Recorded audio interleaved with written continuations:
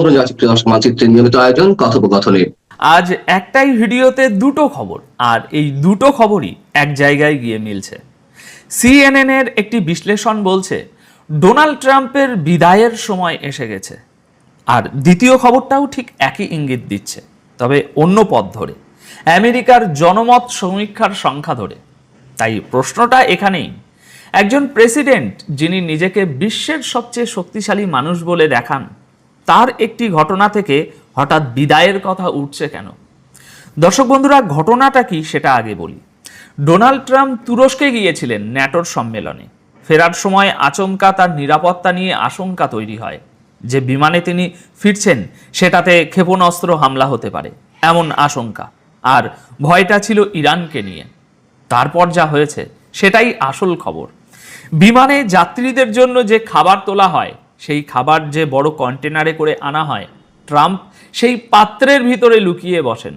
সেই কন্টেনার তারপর গাড়িতে করে নিয়ে যাওয়া হয় অন্য একটা বিমানের কাছে।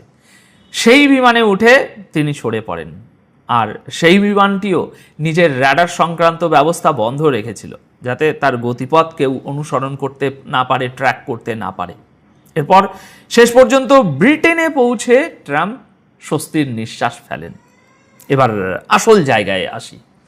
এই একটা ঘটনাকে সিএনএন কেন ট্রাম্পের রাজনৈতিক পতনের সঙ্গে জুড়ে দিচ্ছে? এখানে বিদায় মানে কিন্তু পদত্যাগ নয়, বিদায় মানে ক্ষমতা হাতছাড়া হয়ে যাওয়া। প্রেসিডেন্ট পদে থেকেও যদি হাতে জোর না থাকে, তাহলে সেটাই কার্যত বিদায়। সিএনএন এর যুক্তিটা খুব সোজা।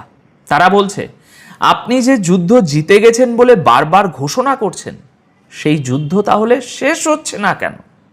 যদি সত্যি জিতে থাকতেন, তাহলে আপনার প্রাণের ঝুঁকি নিয়ে এভাবে লুকিয়ে পালাতে হবে কেন? তাদের বক্তব্য, এটা আসলে কোনো জয় নয়, এটা একটা অন্তহীন যুদ্ধ যেটা চলতেই আছে, কারণ ট্রাম্প কোনোভাবেই পিছু হাঁটতে রাজি নন। অথচ পরিস্থিতি দেখে বোঝা যাচ্ছে জয়ও তার হাতে নেই। প্রশাসনের তরফ থেকে যে ছবিটা বারবার তুলে ধরা হচ্ছিল, আমরা বিশ্বজয়ী, আমাদের ভয়ে গোটা দুনিয়া কাঁপে, আমেরিকা ফার্স্ট, আমেরিকাকে আমরা সবচেয়ে নিরাপদ করে দিয়েছি, সিএনএন বলছে সেই ছবিটা একটা ঘটনায় ভেঙে পড়েছে। এবার একটু পিছনে ফিরে দেখুন, তুলনাটা তখন আরো পরিষ্কার হবে। এই একই ডোনাল্ড ট্রাম্প, যার কাছে বাংকারে আশ্রয় নেওয়াটাও অপমানজনক মনে হতো, আগের বার যখন তাকে হত্যার চেষ্টা হয়েছিল, তখন তিনি বারবার বলেছিলেন বাইরে বেরিয়ে এসে, ফাইট ফাইট, লড়ো। আর আজ সেই মানুষটাই খাবারের বাক্সে ঢুকে বসে আছেন। সিএনএন এর ভাষায় তার স্ট্রংম্যান ভাবমূর্তিটা আর নেই। যে কঠোর নির্ভীক নেতার ছবি এতদিন তৈরি করা হয়েছিল, সেই ছবিটা একদিনেই উল্টে গেছে। এখানেই কিন্তু বিষয়টা শেষ হচ্ছে না। সিএনএন আরও একটা কথা তুলেছে, ট্রাম্প ফিরছিলেন কোথা থেকে? ন্যাটোর সম্মেলন থেকে। এবার ভালো করে শুনুন, ন্যাটো মানে হলো সেই দেশগুলোর জোট যারা মূলত আমেরিকার সামরিক ছাতার ভরসায় থাকে। তাদের ভাবনা, বিপদ এলে আমেরিকা এসেই টোটালটা বাঁচিয়ে দেবে। এখন সেই দেশগুলোর সামনেই দেখা গেল যে যিনি রক্ষা করবেন বলে দাবি করছেন, তিনি নিজের নিরাপত্তাটুকুও নিশ্চিত করতে পারছেন না।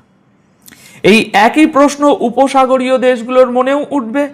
জিসিসিভুক্ত দেশগুলো যারা আমেরিকার নিরাপত্তা প্রতিশ্রুতির উপর ভরসা করে বসে আছে, তারাও ভাবতে বাধ্য হবে, যিনি নিজেই খাবারের ট্রাকে লুকিয়ে পালাচ্ছেন, তিনি আমাদের কি রক্ষা করবেন? তার মানে একটা ছোট্ট ঘটনা, কিন্তু তার ছায়া অনেক দূর পর্যন্ত পড়ছে। এবার আসা যাক সবচেয়ে গুরুত্বপূর্ণ জায়গায়, সিএনএন এর সবচেয়ে বড় অভিযোগ। তারা বলছে ট্রাম্প বারবার চুক্তি পিছিয়ে দিচ্ছেন, আর তাতে নিজেরই ক্ষতি করছেন।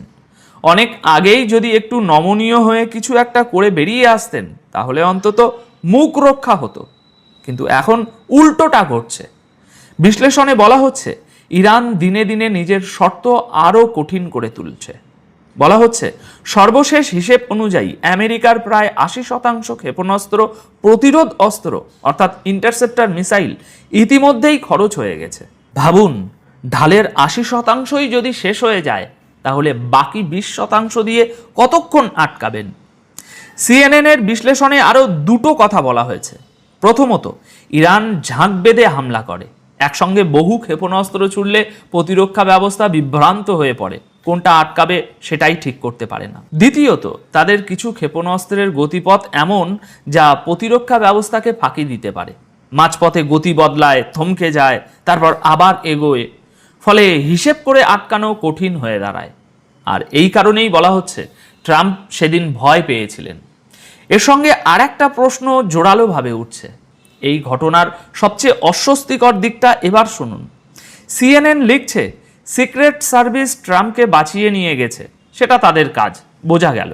কিন্তু ট্রাম্প নিজের প্রাণ বাঁচিয়ে সরে গেলেন, আর হোয়াইট হাউসের কর্মী, বিমানের কর্মী এবং সঙ্গে থাকা সাংবাদিকদের ওই বিমানেই ফেলে রেখে গেলেন।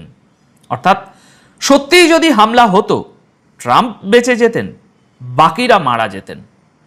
এখানে একটা যুক্তিও তারা দিচ্ছে, যেটা মাথায় রাখা দরকার। যদি সত্যিই কেউ হামলার পরিকল্পনা করে থাকে, তাহলে তার কাছে পাকা খবর থাকতেই হবে যে ট্রাম্প ওই বিমানে নেই। কারণ কোনো গোয়েন্দা সংস্থা এমনি এমনি একজন প্রেসিডেন্টকে এভাবে এদিক ওদিক সরিয়ে নিয়ে যায় না। আবার উল্টো সম্ভাবনাটাও আছে, হতে পারে কেউ ইচ্ছে করে ভুল তথ্য ছড়িয়ে দিয়েছে, মজা নিচ্ছে, আর তার ফলেই এই ছোটাছুটি। কোনটা সত্য সেটা এখনই নিশ্চিত করে বলা যাচ্ছে না, তবে সিএনএনের মোদ্দা কথাটা একদম পরিষ্কার। যে মানুষটা বলতেন পুরো ব্যবস্থাটাই আমরা বদলে দেব, গোটা দুনিয়া আমাদের হাতের মুঠোর ভিতরে, সেই মানুষটা নিজেই আজ নিরাপদ নন। আর তাই নির্বাচনে যখন তিনি নামবেন, তখন তাকে সাহসী নয়, ভীতু হিসাবে দেখা যাবে। একটা দিনেই গোটা ছবিটা বদলে গেছে। এখন প্রশ্ন হচ্ছে, এই কথাগুলো ঠিক এই সময়েই কেন উঠছে? কারণ নভেম্বরে আমেরিকায় মিড টার্ম নির্বাচন, এখন চলছে প্রার্থী বাছাইয়ের পর্ব, সেটা শেষ হলেই মূল ভোট। আর ট্রাম্পের দল এই মুহূর্তে খুবই দুর্বল জায়গায় দাঁড়িয়ে আছে। কতটা দুর্বল সেটা এবার সংখ্যা দিয়ে বুঝুন। এখানেই আসে আমাদের আজকের দ্বিতীয় খবর। আমেরিকায় নিয়মিত জনমত সমীক্ষা হয়। দেশের মানুষ প্রেসিডেন্টের কাজ নিয়ে সন্তুষ্ট কিনা সেটা মেপে দেখা হয়। একে বলে অ্যাপ্রুভাল রেটিং, সহজ কথায় কাজের নাম্বার। সেই নাম্বার এখন ট্রাম্পের জন্য ভয়াবহ। দ্য ইকোনমিস্টের একটি সমীক্ষা বলছে, ট্রাম্প ঠিকঠাক কাজ করছেন এটা মনে করেন মাত্র 33% মানুষ, 66% বলছে কাজ ভালো হচ্ছে না। আর সবচেয়ে গুরুত্বপূর্ণ কথাটা হলো, এই সপ্তাহের মধ্যেই 3% পড়ে গেছে, আগে ছিল 36%, এখন 33। এবার বাকি সংখ্যাগুলো শুনুন। ট্রাম্প সৎ ও বিশ্বাসযোগ্য কিনা, এই প্রশ্নে 60% মানুষ বলেছেন না, তাকে সৎ বা বিশ্বাসযোগ্য বলা যায় না। দেশ কি সঠিক পথে চলছে? 65% আমেরিকান মনে করছেন দেশ ভুল পথে যাচ্ছে।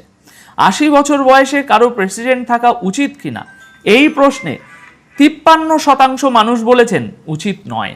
অর্থাৎ সংখ্যাগরিষ্ঠ মানুষ মনে করছেন এই বয়সে প্রেসিডেন্টের দায়িত্ব সামলানো ঠিক নয়। আর সবচেয়ে বড় ধাক্কাটা এসেছে দুর্নীতির প্রশ্নে। অভিযোগ হলো, ট্রাম্প প্রেসিডেন্টের পদটাকে ব্যক্তিগত লাভের জন্য ব্যবহার করছেন। 61% আমেরিকান এই অভিযোগ মানছেন। বিচার বিভাগ নিয়েও একই ছবি। 55% মানুষ মনে করছেন ডিপার্টমেন্ট অব জাস্টিস অর্থাৎ বিচার সংক্রান্ত সরকারি দপ্তরটির অপব্যবহার হচ্ছে এবং সেটাকে বিরোধীদের বিরুদ্ধে ব্যবহার করা হচ্ছে। মানে সরকারের একটা বিভাগ আদালতে গিয়ে বিরোধীদের বিরুদ্ধে দাঁড়িয়ে যাচ্ছে। এই সমীক্ষাটি হয়েছে 7 থেকে 10 আগস্টের মধ্যে এবং এতে ত্রুটির সম্ভাব্য সীমা ধরা হয়েছে 3.2%। এখন আপনি বলতে পারেন, একটা সমীক্ষা দিয়ে কি প্রমাণ হয়? ঠিক কথা, তাই আরও কয়েকটা দেখে নিন। সংসদীয় ভোটের প্রশ্নে অর্থাৎ কোন দলকে ভোট দেবেন, এই প্রশ্নে ডেমোক্রেটরা ট্রাম্পের দলের চেয়ে 8% এগিয়ে আছে। মার্কেট ল স্কুলের সমীক্ষা বলছে ডেমোক্রেটরা 6% এগিয়ে। রয়টার্সের সমীক্ষা বলছে 5%। সংখ্যাগুলো এক নয়, কিন্তু দিকটা এক, সবকটিই ট্রাম্পের বিপক্ষে যাচ্ছে। এবার শুনুন ট্রাম্প নিজে এই নিয়ে কি বলছেন। তার বক্তব্য, এটা তার ব্যর্থতা নয়, জনপ্রিয়তা তার কমেনি, সমস্যা হলো দলের সংসদদের নিয়ে, তারা ঠিকমতো কাজ করছেন না। কিন্তু এখানে একটা সহজ প্রশ্ন থেকে যায়, যে বিষয়গুলোতে মানুষ সবচেয়ে বেশি অসন্তুষ্ট সেগুলো তো সরাসরি তাকে নিয়েই। এই পদের অপব্যবহার, ব্যক্তিগত লাভ, বিশ্বাসযোগ্যতা, এসবে সংসদরা কি করবেন? এবার আসল হিসেবটায় আসি, কারণ ভোটে সংখ্যাটাই শেষ কথা। আমেরিকার প্রতিনিধি পরিষদে অর্থাৎ হাউসে মোট আসন 435টি। প্রতিটি আসনের লড়াই আলাদা, তাই 8% এগিয়ে থাকা মানেই হবে সব জায়গায় 8%, এমনটা ভাবা যাবে না। কোথাও বেশি, কোথাও কম। তাহলে এই 8%-এর আসল প্রভাব কোথায় পড়বে? পড়বে ওই দোলাচলে থাকা রাজ্যগুলোতে, যেখানে ফল আগে থেকেই ঠিক হয়ে আছে। সেখানে খুব একটা কিছু বদলাবে না, কিন্তু যেখানে আর কি হাড্ডাহাড্ডি লড়াই, সেখানেই এই কয়েকটা শতাংশ খেলা ঘুরিয়ে দিতে পারে। আর এখানেই ট্রাম্পের দলের বিপদ, কারণ গত হাউস নির্বাচনের পর থেকেই রিপাবলিকানরা সংখ্যাগরিষ্ঠতা খুবই দুর্বল। বলা হচ্ছে ডেমোক্রেটরা মাত্র 3টি আসন বাড়াতে পারলেই সংখ্যাগরিষ্ঠতা তাদের হাতে চলে যাবে। মাত্র 3টি আসন। আর মূল্যায়নে বলা হচ্ছে এমন প্রায় 20টি আসন রয়েছে যেখানে গতবার জয় পরাজয়ের ব্যবধান ছিল মাত্র 2 থেকে 5% এরকম পয়েন্টে। এখন যদি বিরোধীদের ভোট 8% বাড়ে, তাহলে ওই 20টি আসনই সরাসরি ঝুঁকিতে পড়ে যায়। সব মিলিয়ে হিসেব বলছে আগামী নির্বাচনে ট্রাম্পের দল 8 থেকে 10টি আসন হারাতে পারে। আর সংখ্যাগরিষ্ঠতা হাতছাড়া হলে কি হয়? তখন প্রেসিডেন্ট পদ থেকেও তিনি নিজের ইচ্ছে মতো কিছু করতে পারবেন না। আর সেটাই তো ক্ষমতার আসল বিদায়। অবশ্য এখনই চূড়ান্ত রায় দেওয়া যায় না, নির্বাচনের আগে অনেক কিছুই বদলাতে পারে। এবার সবচেয়ে বড় প্রশ্নে আসি, যেটা এই গোটা আলোচনার আসল জায়গা। ট্রাম্প যখন ক্ষমতায় আসছিলেন তখন অনেকেই আশাবাদী ছিলেন, কারণ তিনি বলেছিলেন যে আমেরিকা ফার্স্ট, আমরা নিজেদের দেশ নিয়ে ভাবব, অন্য দেশের ব্যাপারে নাক গলাবো না, বিদেশে সেনা রাখবো না। কিন্তু বাস্তবে আজ এসে দেখা যাচ্ছে যে সেই সব কথার উল্টোটাই হচ্ছে। তাই এখন প্রশ্নটা উঠছে, ওই প্রতিশ্রুতিগুলো কি আসলে নাটক ছিল?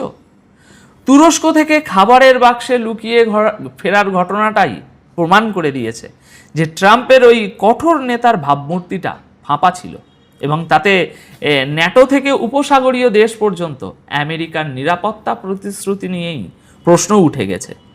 অন্যদিকে সমীক্ষার সংখ্যাগুলো বলছে দেশের ভিতরেও তার জমি সরে যাচ্ছে, কাজের অনুমোদন নামছে, বিশ্বাসযোগ্যতা নিয়ে সন্দেহ বাড়ছে, আর মিড টার্ম নির্বাচনে সংখ্যাগরিষ্ঠতা হারানোর আশঙ্কা তৈরি হয়েছে। দুটো খবর আলাদা, কিন্তু ইঙ্গিত একটাই।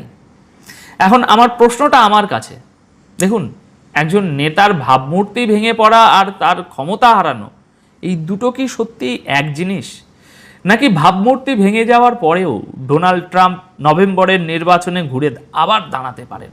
আসসালামু আলাইকুম প্রিয় দর্শক, সবাইকে পবিত্র জুমান শুভেচ্ছা জানিয়ে শুরু করছি তুর্কিপিডিয়ার আজকের লাইভ। আজ 14ই আগস্ট, পাকিস্তানের জন্মদিন। আজকের এই দিনে মধ্যপ্রাচ্যের সবশেষ সংবাদ, ভারত পাকিস্তান উত্তেজনা, ইরান পাকিস্তান সম্পর্ক সহ অনেকগুলো গুরুত্বপূর্ণ সংবাদ জানাবো। আপনারা জানেন যে মধ্যপ্রাচ্যে নিযুক্ত মার্কিন রণতরী আব্রাহাম লিঙ্কনে আটকে পড়া মার্কিন সৈন্য বা নৌবাহিনীর কর্মকর্তারা মানসিক সমস্যায় ভুগছে। খাদ্যের অভাব এবং মানসিক সমস্যার কারণে সেখানে নতুন করে আরেকটি যুদ্ধজাহাজ পাঠিয়েছে মার্কিন যুক্তরাষ্ট্র।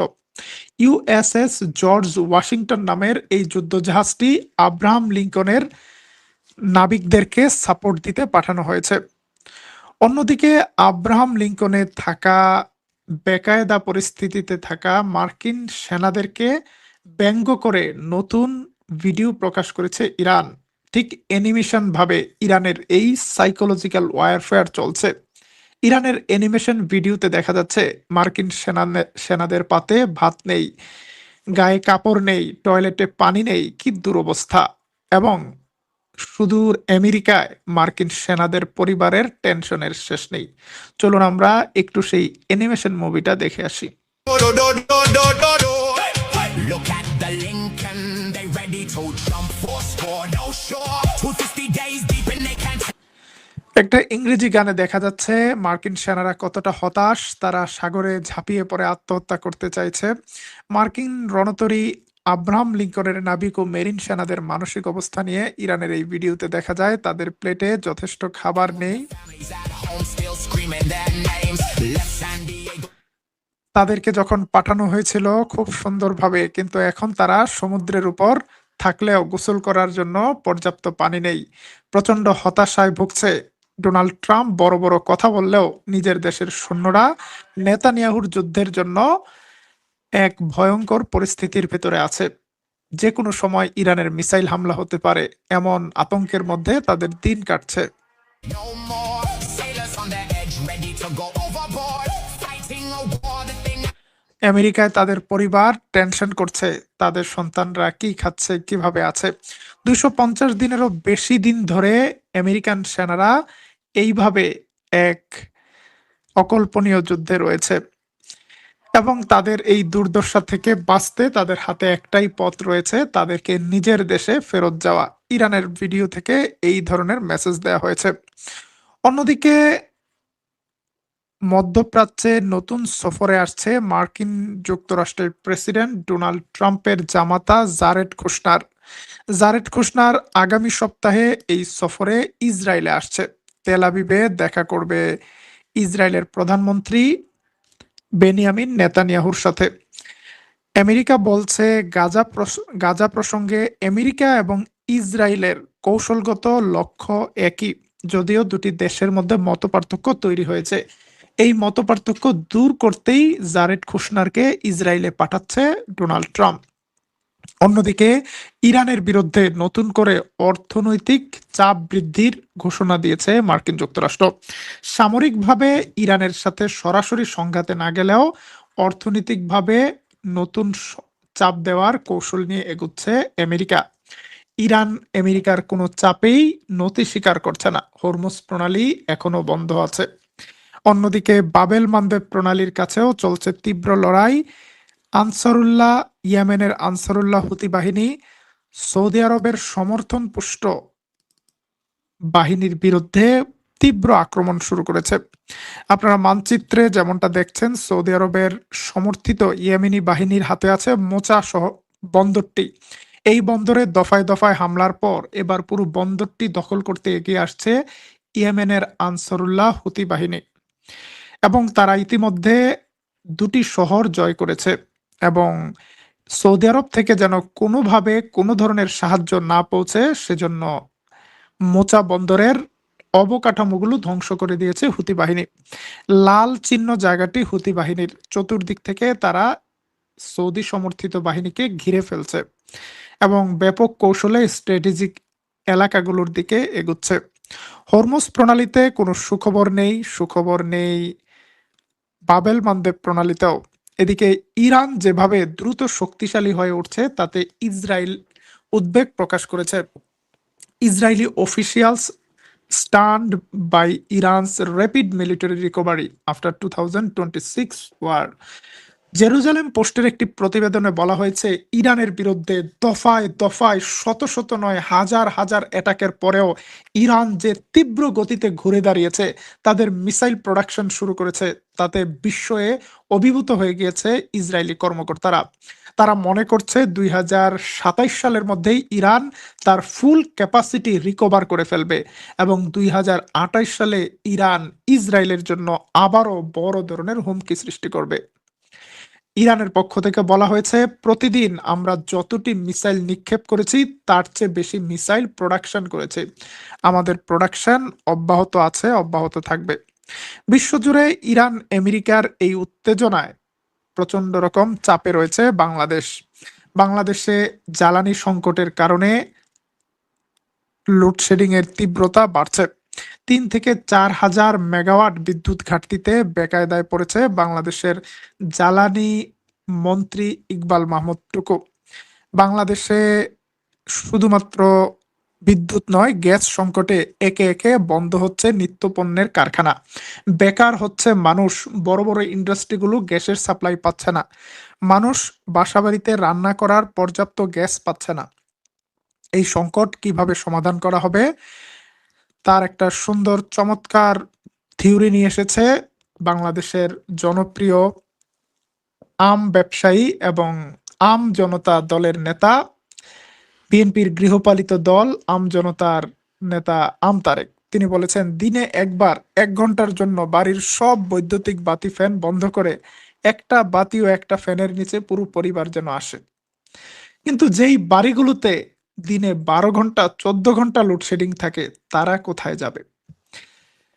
এইরকম আজব থিওরি নিয়ে আসছেন আমাদের জ্বালানি মন্ত্রী টুকু।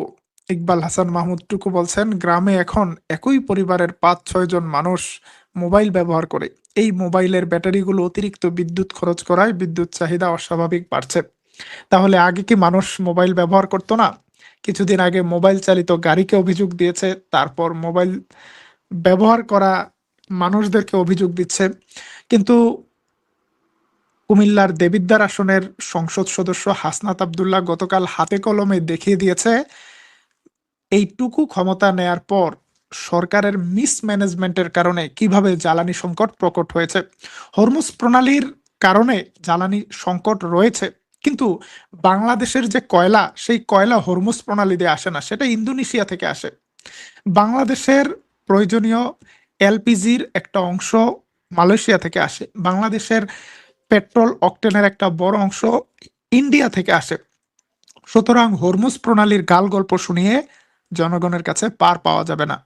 যেই কোম্পানিগুলো বিদ্যুৎ উৎপাদন করে, সরকার সেই কোম্পানিগুলোকে সময় মতো টাকা পয়সা দেয় নাই। যেই কোম্পানিগুলো বসে আছে বিদ্যুৎ উৎপাদন করে না, তাদেরকে সরকার ভর্তুকি দিয়েছে। এই মিসম্যানেজমেন্টের কারণে বিদ্যুৎ সংকট তীব্র আকার ধারণ করেছে। এখন ধানাই পানাই করে জনগণের সাথে তামাশা করছে ইকবাল মাহমুদ টুকু। প্রিয় দর্শক, আমরা আশা করব দ্রুত এই বিদ্যুৎ সংকট থেকে বাংলাদেশের মানুষ মুক্তি পাবে। তবে তার আগে বাংলাদেশের মানুষকে মুক্ত করতে হলে সরকারের উচিত এই জ্বালানি মন্ত্রীর হাত থেকে বাংলাদেশের মানুষকে মুক্ত করা, যিনি কোনো সলিউশন দিতে পারছেন না, বসে বসে দিন গোনার কথা বলা ছাড়া। আমরা ফিরে যাই আবার ইন্টারন্যাশনাল নিউজে। আজকে পাকিস্তানের ৭৯তম প্রতিষ্ঠা বার্ষিকী।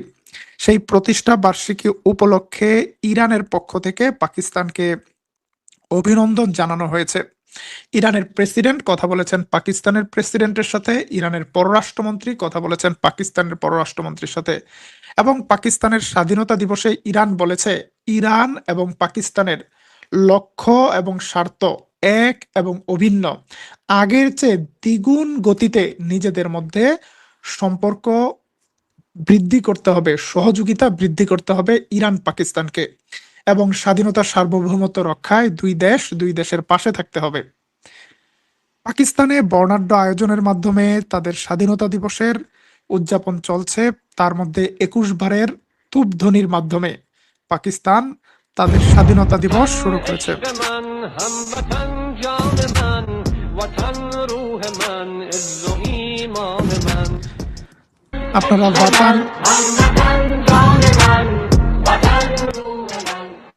আপনারা ভাতান নামে যে গানটি শুনছেন, এটা একই সাথে পাকিস্তানের, একই সাথে আফগানিস্তানের জনপ্রিয় একটি দেশাত্মবোধক গান। পাকিস্তানের স্বাধীনতা দিবস উপলক্ষে ভারতের প্রতি কঠিন হুঁশিয়ারি উচ্চারণ করেছে পাকিস্তানের প্রধানমন্ত্রী শাহবাজ শরীফ। गुज़िश्ता बरस जंग में शिकस्त के बाद भारत ने सिंतास मुआहदे को यकतरफा और गैर कानूनी तौर पर मुअत्तल करके खुद को अमन का दुश्मन साबित किया है। मैं बाशगाफ अल्फाज में ऐलान करता हूं कि पाकिस्तान के पानी की एक एक बूंद हमारी रेड लाइन है। भारत राह रास्त पर न आया तो उसे बराह रास्त পাকিস্তানের প্রধানমন্ত্রী শাহবাজ শরীফ বলেন, বিগত যুদ্ধে ভারত পাকিস্তানের কাছে গুহারা হেরেছে। পাকিস্তানের বিমান বাহিনীর হামলায় ভারতের 6টি বিমান পগার পার হয়েছে, এবং সেই প্রতিশোধ নিতে পাকিস্তানের সিন্ধু নদীর পানি বন্ধ করে রেখেছে ভারত। ভারত যদি নিজের অবস্থান টের না পায়, না বুঝতে পারে, তাহলে সরাসরি ব্যবস্থা নেবে পাকিস্তান।